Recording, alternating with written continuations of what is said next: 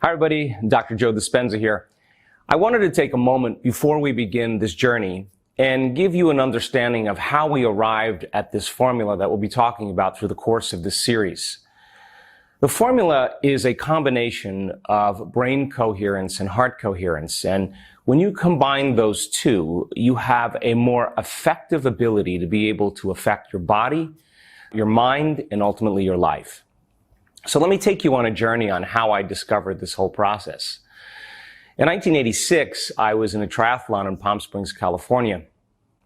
I was on the biking portion of the race, and I was making a turn to merge to the right. And as I was approaching this corner, there were two cyclists on the corner, and I was passing those cyclists, and there was a police officer on the corner, and he was pointing at me, and he was telling me to make this turn and to merge with this the direction of the traffic. And as I was making this turn, passing these two bikers, he had his back to the traffic, and there was a four-wheel drive vehicle going very fast, and it caught me from behind and catapulted me out of my bicycle. As a result of that, landing hard on the ground, the compression, the forces of compression caused 6 vertebrae in my spine to break: T8, T9, T10, T11, T12, and L1. And when you land that hard, the compression of the downward forces collapses the bodies of the vertebrae. Picture them as pillars. And when you compress the volume like that, the volume has to go somewhere. And in my case, it went back onto my spinal cord. The athoracic vertebrae, the arch where the spinal cord passes through, had broken like a pretzel. So I had multiple compression fractures of my spine. I had bone fragments on the cord, and I had the neural arch of the athoracic vertebrae compressing the cord. So in typical cases like this, there's a radical surgery that's done called the Harrington rod surgery, where they take off the back parts of your vertebrae and they screw in these long stainless steel rods, and the rods act as a cantilever to pull the spine off the cord. They cut open your hip and they take fragments of the bone and they paste it over the top to secure it so bone grows over it. And I had 4 opinions from 4 of the leading surgeons in Southern California. And at the time, they told me that I probably would never walk again and that the surgery was my only option. Well, in 1986, you didn't really tell surgeons that you were going to seek an alternative method. But after 4 opinions, I went against the surgical recommendations. And I thought, well, I'm not going anywhere. I'm not doing anything. I'm basically laying face down, and let me see if I could influence my body with my mind. And it sounds really easy philosophically, theoretically, intellectually. But when you're faced with crisis, when you're faced with trauma, when you're faced with some stressor in your life, we tend to focus on the worst case scenario. In other words, what we don't want to have happen instead of what we do want to have happen.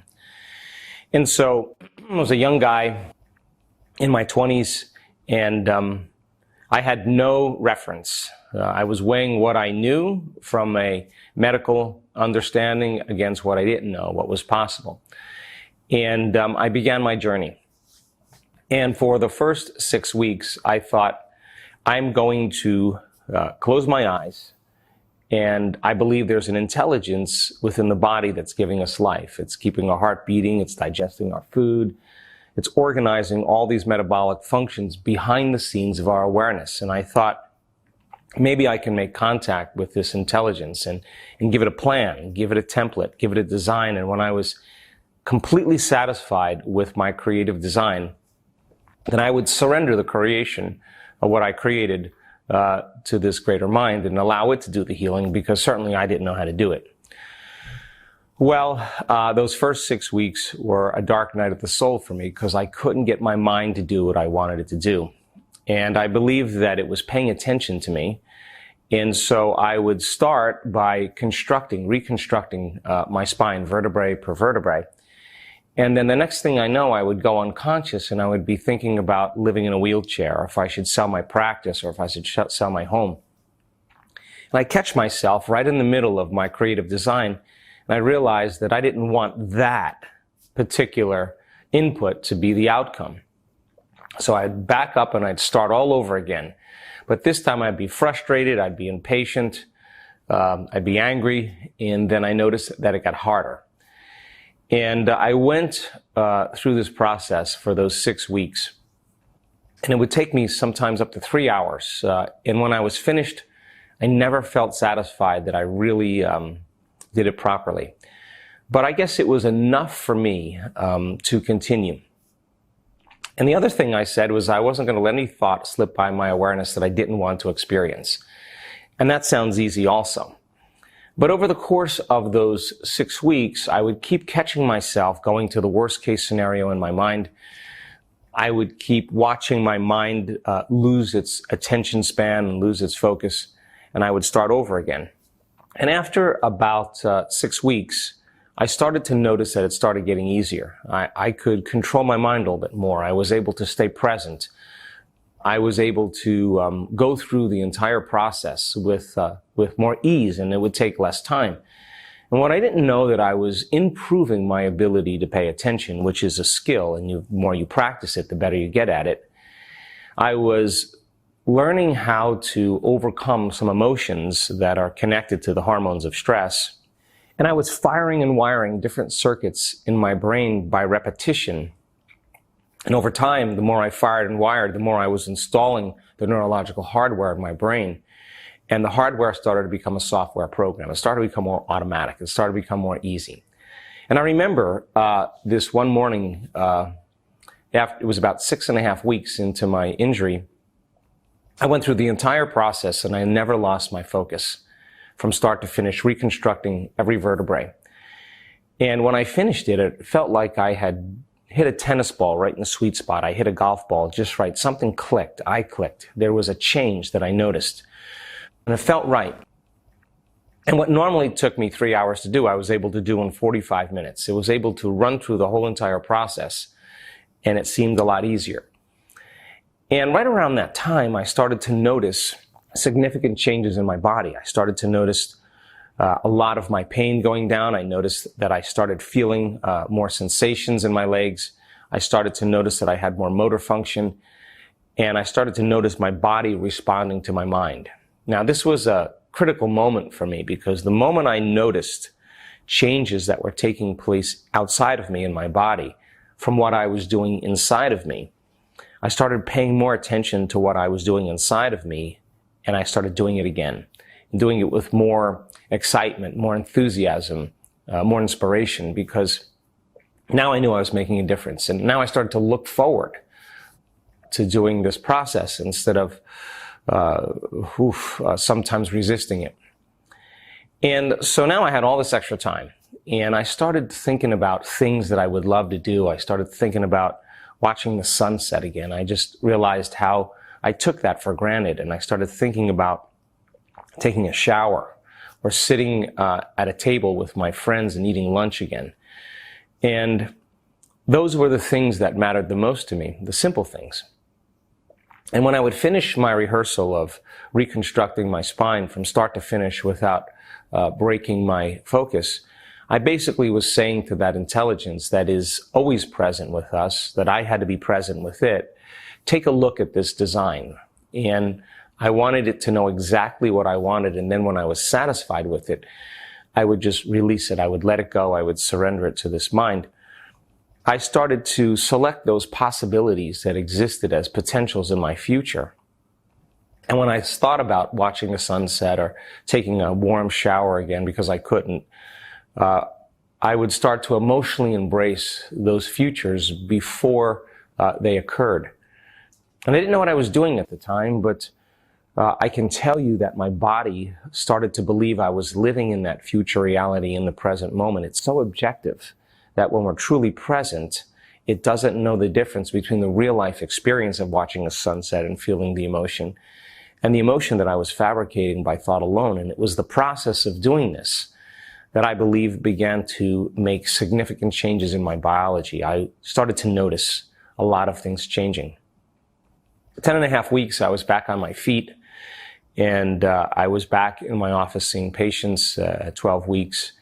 And I knew then that on some level that I had made significant strides in what I was doing.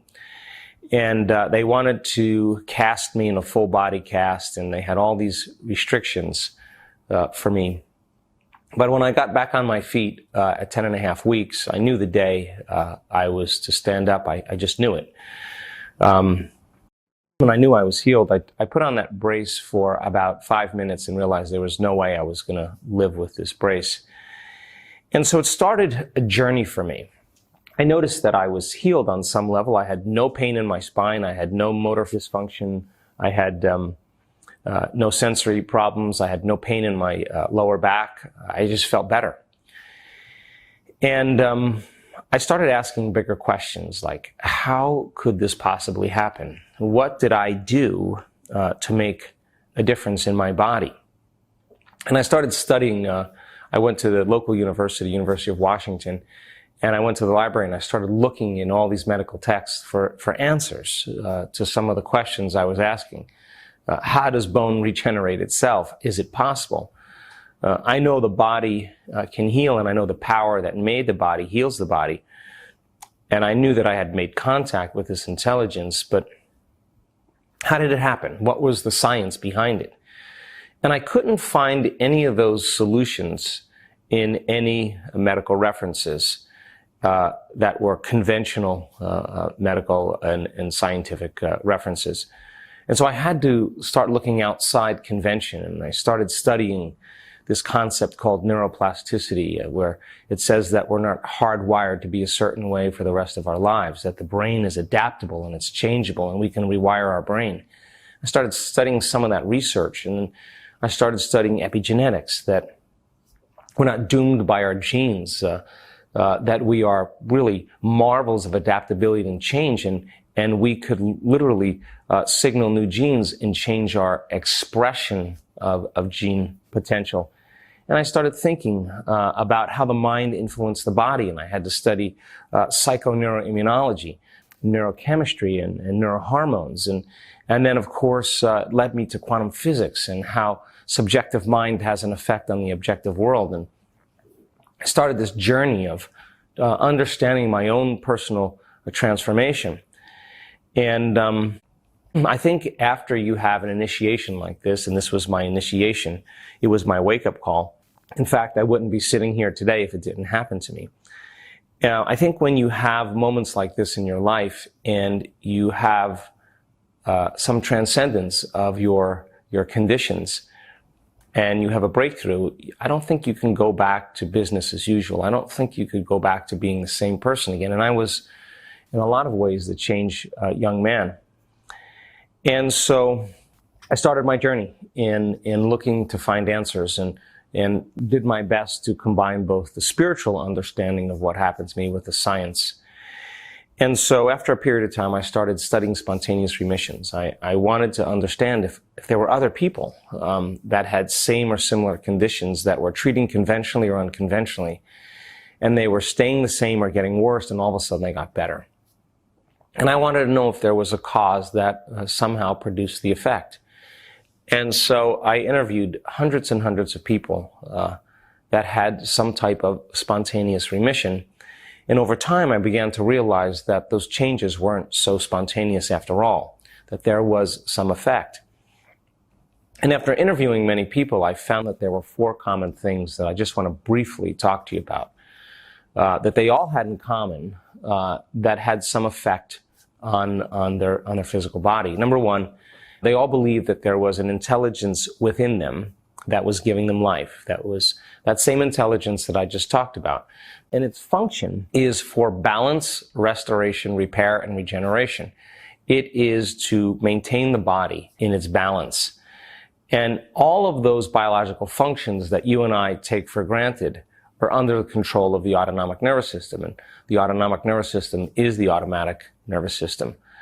And so they all believed that there was some intelligence that was giving them life, and they all believed that somehow, whatever you want to call that intelligence, they had to take time to begin to make contact with it and to begin to give it a specific design, just like I did. And again, once again, surrender their creation to this automatic mind that does the healing for us. The second thing they had in common is on some level, they began to take responsibility for their own health. They started to say, what was my state of mind and body that may have contributed to this disease, whether it was cancer, MS, thyroid condition. What was it that I had been doing for the last 10 years or last 20 years that could have had an effect on it? What were the thoughts that I was thinking? What were the actions or habits that I went unconscious to? How did I speak? And they looked at certain emotions that they lived by that they may have mismanaged, and they started to become conscious of those unconscious states of mind and body. And this was an important element because this was the process of breaking the habit of being themselves. In other words, they started realizing that it was their unconscious thoughts and feelings and behaviors that had some effect on their body. And if they thought, well, if I was thinking, acting, and feeling this way, if I start to change my thoughts, if I start to change how I speak, how I act, if I could begin to give up certain emotions that keep me connected to the past and start feeling differently, would it begin to produce an effect in my body? And they began their own personal journey of changing from one state into another. I thought that was really important because when I started studying this, I realized that mind had the most dramatic effect on the body. And I went back to school and started studying neuroscience in more detail. And I started to discover that there is a very strong correlation between how we think, because every thought we think produces a chemical. That chemical signals our body to feel certain ways. When we have an unhappy thought, we feel unhappy. The moment we feel unhappy, the brain is always monitoring what the body's doing, and we begin to think more unhappy thoughts equal to the way we're feeling. And people get caught in these loops of thinking and feeling, and it's the redundancy of that cycle over time that creates the person's state of being. Now, it only takes a thought and a feeling, a stimulus and a response, a memory and an emotion to begin the conditioning process. And so it was an important time for people when they were beginning to break that cycle, they were willing to go through the discomfort that went along with it and start to believe that there was a new way of being. The third thing they had in common is they started thinking about who they did want to be. This is a really important moment because this started my whole journey. They would close their eyes and do their best to make contact with that intelligence, become conscious of their unconscious thoughts, notice their behaviors from the past, and look at the emotions they were feeling. And they just wanted to become so conscious of those states of mind and body that they wouldn't go unconscious the entire day. And they started thinking about, if I had another lease on life, if I had another opportunity at life, if I could start all over again, who would I be? Now, this is an important question because they started thinking about what thoughts they did want to put their attention behind. They started reviewing how they wanted to act. And when they were in the process of rehearsing who they wanted to be when they opened their eyes, or who they wanted to be in their new life, they were so focused and so present that the brain didn't know the difference between the real life experience that was creating the emotion, or the real life experience that was creating the event, and what they were imaging in their mind. And they started to, through mental rehearsal, begin to install new neurological hardware that ultimately became the platform of their identity. And it started me on the journey of studying this concept called mental rehearsal in more detail. And they didn't wait for their healing to begin to feel joy and to feel gratitude and to feel wholeness. They understood that they had to feel wholeness and gratitude and joy for their healing to begin. And so they went through this process of reinventing a new self. When they did this properly, they started to notice changes in their body. They started to notice they started to feel better every day. And the act of doing it repetitively every day caused them to feel better every day, and ultimately they became better. The last thing they had in common is that when they were in this inward process, they had long moments where they had lost track of time and space. In other words, in that inward journey, when they finished, they thought it maybe had been 20 minutes that went by, and it was an hour and 20 minutes. And they all of a sudden altered their perception of time. And when you and I are truly focused and we're inward, and we do this properly, we turn on the frontal lobe, which is the crowning achievement of the human being. That's the creative center of the brain. And the frontal lobe acts like a volume control. When we're paying attention to what we're doing and we're present, the frontal lobe doesn't want to be disturbed or distracted by any other external stimuli. So it lowers the volume to the circuits in the brain that cause us to process space and time. And that gives us the ability to be so present that time and space disappear. And so that understanding, for me, was a really significant understanding, because it helped me understand that we can really change from the inside out. So I wrote a book called Evolve Your Brain, and then there was a documentary called What the Bleep Do We Know, and that became a very popular documentary and opened people's mind up to what was possible as human beings. But when I was touring with the scientists and researchers that were in this movie, I started paying attention to the questions people asked when we were doing these seminars around the world. And they kept asking, our thoughts have some effect on our bodies, our thoughts have some effect on our minds, our thoughts have some effect on our lives. How do you do it? And I thought that was a great question. And the second thing is, if your personality creates your personal reality, and in order to create a new personal reality, you have to change your personality. Well, how do we change? And why is it so hard to change? And I thought that was a really great question. And the third question was, what do you do? And so we started teaching these seminars and one-day workshops around the world, giving people the basic understanding of quantum physics and neuroscience and neuroendocrinology and psychoneuroimmunology and epigenetics and electromagnetism and brain waves, and piecing together this model of understanding based on my own personal experience, as well as what I had researched and what I understood. And I thought, my goodness, if it worked on sick people, if these were the things that people did in order to get well, if it's true, then we should be able to reproduce it. And then what if, not only if it worked on sick people, what if we helped people just change that weren't sick? Could that model also work? And so in these one-day workshops, we wanted to give people the understanding of how it was possible. And we taught these workshops for about a year, and then we started teaching second levels and third levels and more advanced workshops. And right after about 2 years, all of a sudden, we started seeing very significant changes in people's lives and very significant changes in people's health. I remember the moment I watched a woman with MS that was confined to a wheelchair for about 10 years, after one meditation, stand up out of that wheelchair and start to walk around. Actually, she was dancing around. And I realized right in that moment that something happened to that person. In other words, what happened biologically? What happened scientifically? Was there a change in gene expression? Was there a change in mind? What did she do that began to affect her body? And all of a sudden, I just could not go back to business as usual. There was too many questions that I had asked, and too much evidence now, because we started seeing it more and more as we kept teaching these workshops.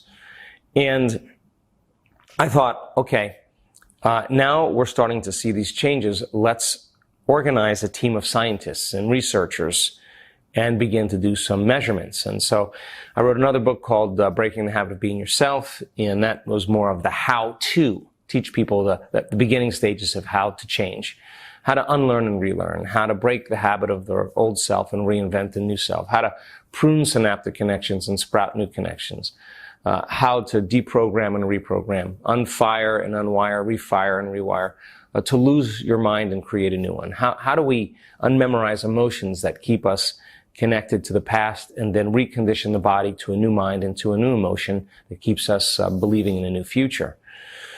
And so we organized this team of scientists, and we started doing brain scans. We started doing quantitative EEGs. We were taking measurements of people that would come to our events, go through 4 days of training or 4.5 days of training, and then we would scan their brain at the end. And we wanted to see that changes weren't just in their mind, that they were in fact in their brain. And then we started doing something really important, is we started measuring people's brains in real time during a meditation to see any fundamental clues that could help us understand their inner workings. And we gained so much knowledge about the process of change and transformation. We measured heart rate variability. We know that when a person is resentful, when they're impatient, when they're frustrated, their heart beats very differently compared to when they're in a state of gratitude or joy or inspiration, or feeling care and kindness. We measured the energy of the room. We wanted to see if a collective group of people could begin to affect the environment around them, the energy in the room. We measured the energy fields around their body. We measured the energy centers of their body because we did certain things to influence those individual energy centers that are under the control of the autonomic nervous system. We measured gene expression. We now know that you can change your gene expression in 4 days. We measured immune regulation. We wanted to see if people gave up those emotions of stress and went into more elevated emotions, if it would strengthen their immune system, if it gave them more energy for growth and repair. We measured telomere lengths. We wanted to see if people could sustain the proper homeostasis and balance and self-regulate and do meditations every day for 60 days, only 5 out of 7 days a week, if it began to change their telomeres, the little shoestring caps on the end of the DNA that determine your biological age. And we saw that 3 out of 4 people that did their meditations on a regular basis changed their genetic destiny. They changed their future.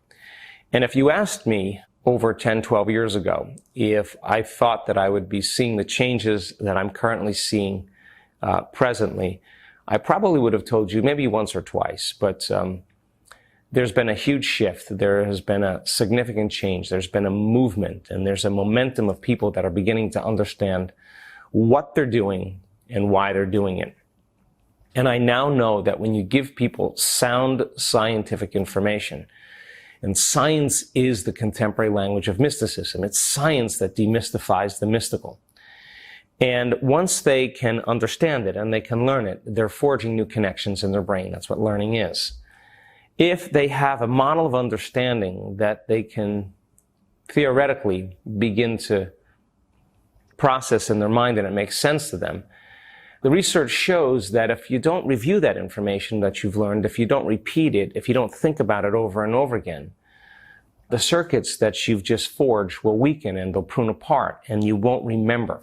So if learning is making new synaptic connections, then remembering is maintaining them. So if a person can explain that to somebody and they can build that model with someone else and they can explain that model, they're beginning to install the neurological hardware in their brain in preparation for the experience. And as I said, the more they understand what they're doing, the more they understand why they're doing it, the how tends to get easier and they can assign meaning to the process. So we started putting people through this process, and then I thought, well, if we can set up the conditions in the environment and give them the proper instructions, a certain percentage of the people will get their behaviors to match their intentions. They'll get their actions equal to their thoughts. When they get their mind and body working together, they'll have a new experience, and that experience then enriches the philosophical circuits in their brain. And the moment those neurons begin to organize into networks, the brain makes a chemical, and that chemical is called a feeling or an emotion. So the payoff from every experience is that chemical signature called an emotion. And so the moment they started to feel empowered, the moment they started to feel more unlimited, the more they started to feel free, the more they started to feel grateful from some experience, they were teaching their body chemically to understand what their mind is intellectually understood. And I started to realize that knowledge is for the mind and experience is for the body. And I started to see that people started to embody the truth of that philosophy from the experience. And that was the information that began to select and instruct new genes. And they started to change on a very basic level. But if you can do it once, then you should be able to repeat the experience. And the repetition of any experience neurochemically conditions the mind and body to begin to work as one. In other words, when you've done something so many times that your body now knows how to do it better than your mind, now it becomes innate in you. It's second nature. It's easy. It's familiar. You're mastering that philosophy now. It becomes you. You become that knowledge. And so I thought, my goodness, if we could capture that process of transformation and do the measurements, and we could interpret what those measurements are, we would have more information to teach transformation again. And if we could measure even more transformation. We'd gather more information to teach transformation. We could close the gap between knowledge and experience, and that's what I wanted. So then I wrote another book called You Are the Placebo, more about how the mind influences the body. And then at a certain point, I finally wrote another book called Becoming Supernatural, and I started to gather all of the things that we were doing at these 4.5-day events and to put them in a methodical way of teachings for people to have access, to have the tools that they need to begin to make significant strides or changes in their own lives. And so since that time and on this journey, we've discovered so many really important things that I want to talk to you about in this series. I can tell you that without a doubt that when you are analyzing your life or analyzing yourself within some disturbing emotion, and that emotion is derived from the hormones of stress. In other words, if you're feeling frustrated or angry or resentful or jealous or envious or competitive or fearful or worried or depressed or in pain or you're suffering or guilty or shameful, when you're living by those emotions and you start analyzing yourself or your life within those emotions, we saw that 100% of the time you'll make your brain worse, because in a sense those emotions are a record of the past, so you're thinking in the past. And secondly, the arousal of those chemicals drives your brain further and further into these more agitated or aroused states. I can tell you that it takes a long time for your personality to change your personality, that the ego takes a long time to change the ego, that the programs that we develop over time that become our identity have very little effect in changing programs. That the brain takes a long time to change the brain, that we started realizing that when people really understand how to become conscious, that the act of becoming more conscious and more aware elevates us outside of the program. In other words, we're no longer the program when we can observe who we've been. And so we started this journey with the interest in seeing what type of effects the mind and body have when they're working together. And we started to give people all those necessary tools for them to begin to practice in their lives. And over time, in these last 10 years or so, we have seen people heal themselves from stage 4 cancers many, many times. We've seen people heal themselves of MS, of rheumatoid arthritis, lupus, ALS, PLS. We've seen them heal from Parkinson's disease, traumatic brain injuries, brain tumors. We've seen them heal from endometriosis, Graves' disease, Hashimoto's syndrome, high liver enzymes, low liver enzymes, colorectal cancer, diverticulitis, impotence, prostatic conditions. We've seen leukemia go into remission. And this is like a 4-minute mile. The 4-minute mile was once considered physically impossible to do and to run a mile under 4 minutes until somebody did it. And once that person did it, within 2 weeks, another person did it. And then there's been over 1,400 people since that time that have broken the 4-minute mile. And what it is, it's a belief system. It's a level of consciousness that changes a culture in what's possible. And I think that we have so much great evidence now in our scientific measurements that you can change your gene expression, that you can rewire your brain, that you can make your brain work better, you can make your heart work better, you can change your energy, you can strengthen your immune system, you could heal, you can lengthen your life, you can change your brain chemistry. So we have the evidence in our scientific measurements to show what is possible. But we also have evidence and testimony that it's so important when a person in an event walks on the stage and tells their story of how they overcame stage 4 cancer. And it's not a glamorous story that's a Hollywood version. It's a real life person that tells you their account of their own personal change and transformation and the things they had to do in order to heal. And I look out in the audience many times when people are on the stage telling their story, and I'm watching people in the audience while they're standing in the presence of truth. In other words, that person who's telling their story is the living example of truth. When they're listening to that person tell their story, I'm watching everybody. They're all leaning in because this is evidence. This is testimony. This is a person that actually did it. And they don't look any different than anybody else. In fact, they look just like a normal person. And they're paying attention to what they're saying because this is not on television. This isn't on a commercial. This isn't some movie that they're watching. This is a real person. And when you see a person with 50 brain tumors stand on the stage and you see their scans, or you see a before and after scans, or you see a blind person from a stroke that was diagnosed as clinically blind, all of a sudden able to see, and you see the measurements of the change in the optic nerve function. When you see the tumor shrink 75% and you see the radiographic studies, there's evidence right in front of you. And this person's telling the story. That is the 4-minute mile. That's the person who's saying, I just ran a mile under 4 minutes. I just healed myself of this rare genetic disorder. And there's always someone in the audience that relates with them. There's always someone in the audience that says, well, if that person can do it, so could I. And we are piercing this veil of consciousness that tells us that we are far greater than we think. We are more powerful than we know, or more unlimited than we could ever dream. And my interest is to give people my greatest understanding of the truth from a scientific perspective, and numerous opportunities to experience it, nothing more.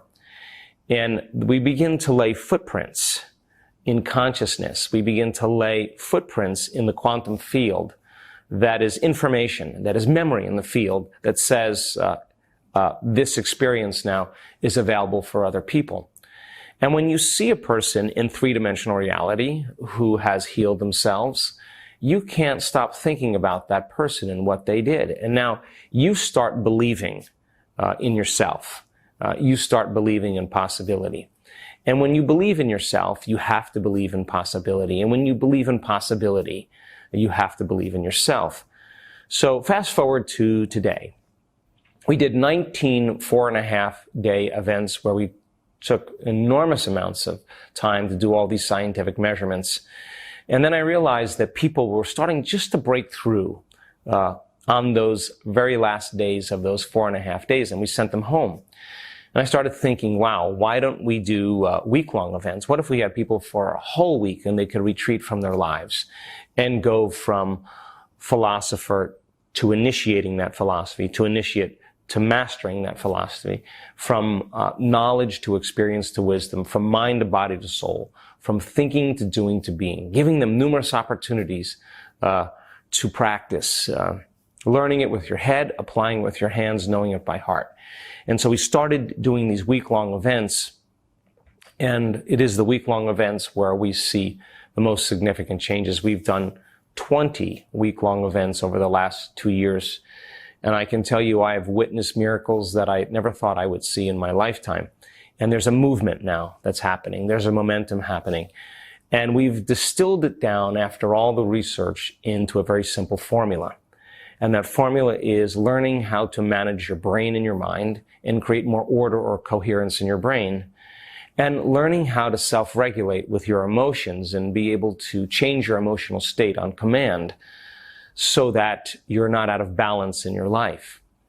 And to teach people then how to get beyond their identity, to get beyond their personality that's connected to their present personal reality. And the process of getting beyond themselves and creating from the field instead of from matter to matter begins to exert greater changes in their mind and their body and in their life. And so this series is about teaching you that process. I hope you enjoy it.